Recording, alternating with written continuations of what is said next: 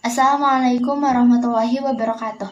Bismillahirrahmanirrahim. Alhamdulillahirrabbilalamin. Allahumma sholli ala Sayyidina Muhammad wa sallim alaihi wa ala alih. Kami dari kelompok 1 yang beranggotakan Adinda Trimulya, Ajra Ainul Mahya, Alema Fatanan Demas Fahima, Aluna Aulia Rishhafani, Karindra Iklima Variala, Faras Altof Taruna, ingin mempresentasikan hasil yang kami peroleh tentang sejarah Islam di Indonesia. Kondisi politik dan ekonomi Indonesia sebelum masuknya Islam. Pada abad ke-7 sampai dengan abad ke-12, Sriwijaya mengalami masa kejayaan, baik dalam bidang politik maupun ekonomi. Kejayaan yang dialami Sriwijaya sangat ditentukan oleh letak dari Kerajaan Sriwijaya sebagai kerajaan maritim. Sriwijaya merupakan bagian dari jalur perdagangan internasional, sebagai pelabuhan pusat perdagangan dan pusat kekuasaan. Sebagian dari Semenanjung Malaya, Selat Malaka, Sumatera Utara, Selat Sunda yang semuanya masuk lingkungan kekuasaan Sriwijaya.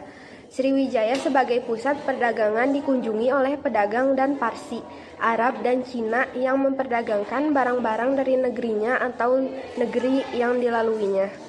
Sedangkan perdagangan Jawa membelinya dan menjual rempah-rempah. Kemunduran Sriwijaya diperburuk lagi oleh serangan kerajaan Singosari dari Jawa melalui ekspedisi Palayu. Dengan Pamalayu, supremasi kerajaan Singosari dapat diletakkan di bekas daerah pengaruh Sriwijaya di Sumatera. Setelah Singosari berkuasa, kemudian muncul Majapahit sebagai kekuatan kerajaan yang memiliki pengaruh yang sangat besar. Kemunculan Majapahit ini semakin memperlemah kedudukan Sriwijaya. Majapahit pernah tampil sebagai supremasi kekuasaan di wilayah Nusantara. Dengan sumpah palapanya, Gajah Mada melakukan perluasan wilayah. Majapahit kemudian mengalami kemunduran yang lebih banyak disebabkan oleh adanya konflik internal. Pada tahun 1478, Majapahit mengalami keruntuhannya. Peradaban Hindu-Buddha sangat berpengaruh pada pembentukan struktur masyarakat di Nusantara. Masyarakat yang Hinduistis merupakan masyarakat dengan struktur yang hierarkis. Artinya masyarakat yang mengenal kasta, yaitu kasta Brahmana, Ksatria, Waisya, dan Sudra. Hubungan antar kasta ini bersifat vertikal. Kondisi sosial Indonesia sebelum masuknya Islam. Sebelum ditemukannya mesin yang menggerakkan kapal laut, pelayaran kapal-kapal lebih ditentukan oleh arus angin. Sistem angin di Kepulauan Nusantara yang dikenal sebagai angin musim atau angin muson memberikan kemungkinan pengembangan jalan pelayaran barat sampai timur pulang balik secara teratur dan berpola tetap. Musim barat dan musim timur sangat menentukan munculnya kota-kota pelabuhan serta pusat-pusat kerajaan sejak zaman Sriwijaya sampai akhir Majapahit. Kehidupan di kota pelabuhan menampakkan suatu kehidupan yang dinamik. Interaksi manusia melalui perdagangan di kota pelabuhan dapat menciptakan unit-unit kehidupan manusia. Interaksi antara unit-unit akan membangun struktur sosial yang dinamik, sehingga akan menampakkan adanya suatu perubahan. Masyarakat di kota pelabuhan merupakan masyarakat yang urban dan kosmopolit. Terciptalah suatu tatanan masyarakat kota.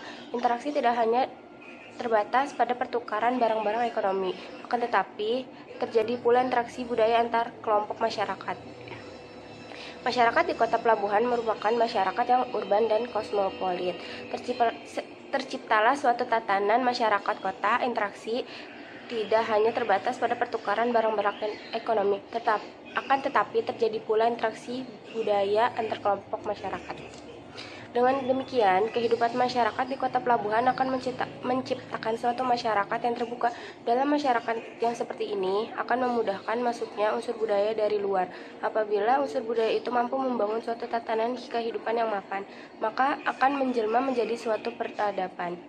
Sebelum kedatangan Islam di wilayah Nusantara, peradaban yang pernah muncul dan mampu membangun suatu struktur masyarakat yang mapan yaitu Hindu-Buddha. Peradaban Hindu-Buddha sangat berpengaruh pada pembentukan struktur masyarakat di Nusantara. Masyarakat yang dibentuk dalam peradaban ini adalah masyarakat yang memiliki struktur hierarkis. Dalam masyarakat seperti ini terdapat lapisan-lapisan sosial yang sangat ketat. Masyarakat terbagi atas kasta yaitu kasta Brahmana, Ksatria, Waisya, dan Sudra. Hubungan antar kasta ini bersifat vertikal yang sempit. Artinya, interaksi antar individu hanya terjadi pada kelompok kastanya sendiri. Sebagai contoh, seorang kasta ksatria tidak bisa menikah dengan seseorang yang berasal dari kasta Waisya. Dalam konsepsi Hindu-Buddha, hubungan antara manusia dan jagat raya bagaikan hubungan kesejajaran antara mikrokosmos dan mikrokosmos. Manusia adalah mikrokosmos dan jagat raya adalah makrokosmos. Menurut kepercayaan ini, manusia senantiasa berada di bawah pengaruh tenaga-tenaga yang bersumber pada penjuru mata angin, bintang-bintang, dan planet-planet. Kondisi agama Indonesia sebelum masuknya Islam. Masyarakat yang tertinggal di Indonesia sebelum Islam sudah agama atau kepercayaan. Mereka sudah memeluk agama Hindu, Buddha, dan sebagian menganut agama Kapitaya. Agama lahir di India sekitar 1500 SM dengan kitab suci Weda. Adapun Buddha dengan kitab Tripitaka lahir di India sekitar 500 SM. Sementara itu, Kapitaya adalah sebuah kepercayaan yang memuja Sang Hyang Taya, yakni bermakna hampa atau kosong. Mereka mendefinisikan bahwa Sang Hyang Taya adalah Sang Hyang Widitan Kenakinaya Ngapayan Ana Palah Dudu, atau Tuhan itu tidak boleh diserupakan atau bahkan terlintas gambarannya di pikiran kita. Kalau sampai diwujudkan, maka itu berarti bukan Tuhan. Sedangkan para orientalis mengklasifikasikan kepercayaan nenek moyang Indonesia dalam dua jenis, yaitu animisme dan dinamisme. Jalur penyebaran Islam di Indonesia. Jalur utara. Jalur utara berarti jalur masuknya Islam ke Indonesia dari Arab, Damaskus, Baghdad, Gujarat, Sri Lanka, Indonesia. Pada umumnya, masuknya Islam lewat jalur utara dibawa oleh para pedagang dan saudagar kaya. Mereka melakukan perdagangan ke wilayah Timur Jauh hingga ke Asia Tenggara Indonesia. Para pedagang dan saudagar tersebut kemudian mulai menetap dan menyebarkan agama Islam di wilayah Indonesia. Usaha tersebut berhasil hingga sekarang. Indonesia menjadi negara Islam terbesar di dunia. Jalur selatan. Masuknya Islam ke Indonesia melalui jalur selatan dimulai dari Mekah ke Madinah, Yaman, Gujarat, Sri Lanka, Indonesia. Perkembangan Islam di Indonesia telah terjadi setelah adanya hubungan dagang antar kawasan Nusantara dan negara tetangga Asia Tenggara. Maksudnya Islam di Indonesia sejalan berkembangnya dengan hubungan dagang Jazirah Arab, Persia, India, Selat Malaka, dan Nusantara. Berawal dari hubungan inilah Islam kemudian berkembang dan menjadi agama yang banyak dianut oleh masyarakat Nusantara. Teori-teori masuknya Islam di Indonesia. Di samping itu, terdapat 3 teori masuknya agama Islam ke Indonesia. Disebutkan dalam buku sejarah Indonesia, masuknya Islam hingga kolonialisme, tulisan Ahmad Fakhri Hatauruk. Berikut ini pemaparannya. 1. Teori Gujarat. Teori Gujarat menerangkan agama Islam masuk ke Indonesia atau Nusantara pada abad ke-13 melalui perdagangan Muslim India. Teori ini berdasarkan P.J. Napel asal Universitas Leiden. Dia mengatakan asal muasal Islam adalah Gujarat dan Malabar. Pendapat itu pun ditegaskan Snow Urgronje El Arabi, Atlas Indes, Nilandaises atau Review de History des Religious. Di dalamnya diterangkan hubungan dagang antar Nusantara dan India telah lama berlangsung. Ensiklop tertua tentang Islam yang terdapat di Sumatera juga menggambarkan hubungan tentang Sumatera dan Gujarat.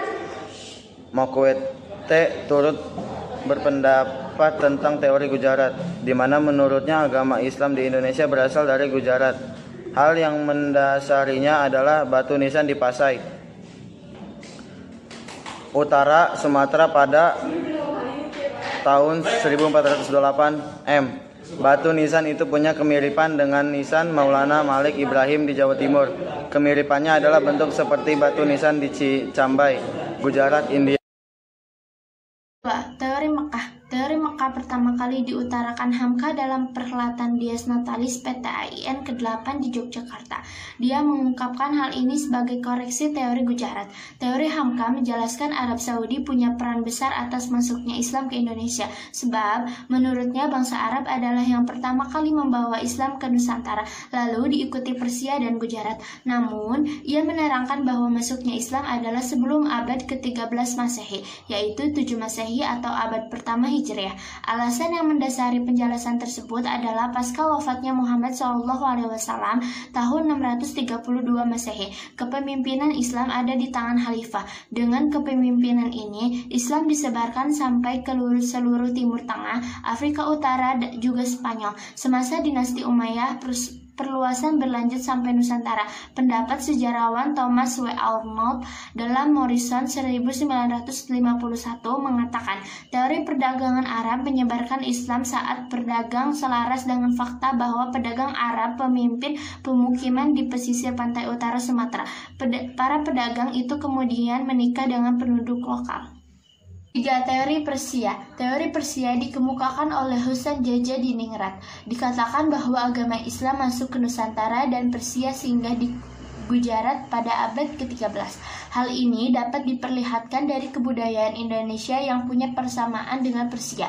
Dosen dan peneliti Kenneth W. Morgan 1963, 139 sampai 140 mempertegas teori bahwa masyarakat Islam di Indonesia sama dengan Persia. Buktinya adalah peringatan 10 Muharram atau Asyura sebagai peringatan Syiah atau syahidnya Husain yang terwujud dengan tradisi pemasak bubur syura. Di samping itu, pada bulan Muharram di Minangkabau juga terkenal sebagai bulan Husain. Sementara di Sumatera bagian tengah terdapat tradisi mengarak keranda Husain untuk dilemparkan ke sungai. Teori Persia juga didukung melalui kesamaan ajaran Syah Siti Jenar dengan ajaran Sufi Iran Al-Halaj. Ada pula pengumuman istilah bahasa Iran dalam sistem ejaan huruf Arab untuk tanda bunyi harakat dan pengajian Al-Quran tingkat awal. Kemiripan terakhir adalah nisan pada kubur Malik Saleh dan Malik Ibrahim yang dipesan dari Gujarat serta terdapat pengakuan masyarakat Islam atas mazhab Syafi'i. Sekian dan terima kasih dari kami. Mohon maaf jika ada kesalahan kata. Wassalamualaikum warahmatullahi wabarakatuh.